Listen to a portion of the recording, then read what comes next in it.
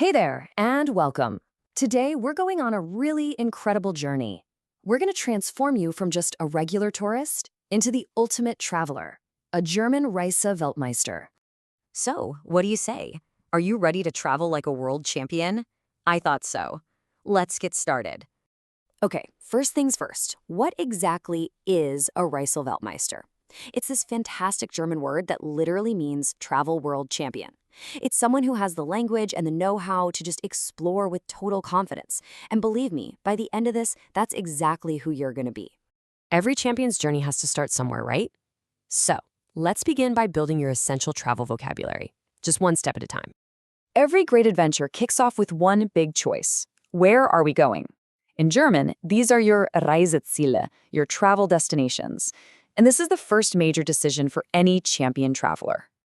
So you've pretty much got two main paths you can take. Are you an adventurer who just loves the great outdoors? Or are you more of a Stadtmensch, a city person who really thrives on that buzz and energy of urban life? If nature's calling your name, Germany has some absolutely incredible options. You could head for the coast, ans Meer, maybe relax by a beautiful lake, an den See, get lost in a deep, ancient forest, in den Wald, or, and this is my personal favorite, go looking for adventure in die Berge, in the mountains. But hey, if you're that Stadtmensch, you're probably planning some Städtereisen or city trips. You could be exploring the history of Berlin, the charm of Munich, that's Munich, the huge port of Hamburg, or even the grand beauty of Vienna, which the Germans call Wien. All right, you've picked your destination.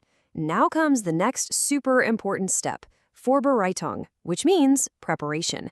This is where we figure out all the logistics, how to get there, and what you need to bring.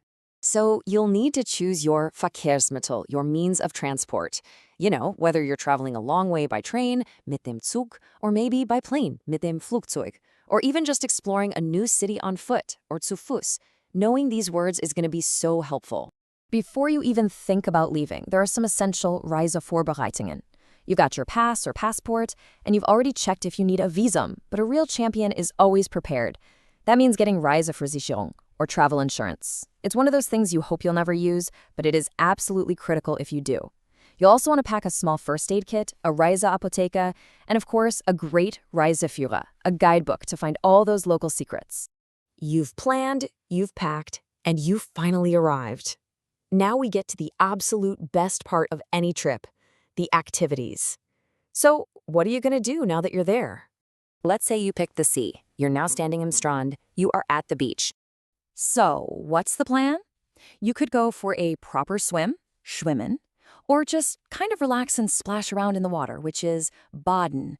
Maybe you'll just lie in the sun. That's in der Sonne liegen. Or you could let out your inner kid and build some sandcastles, or Sandburgen bauen.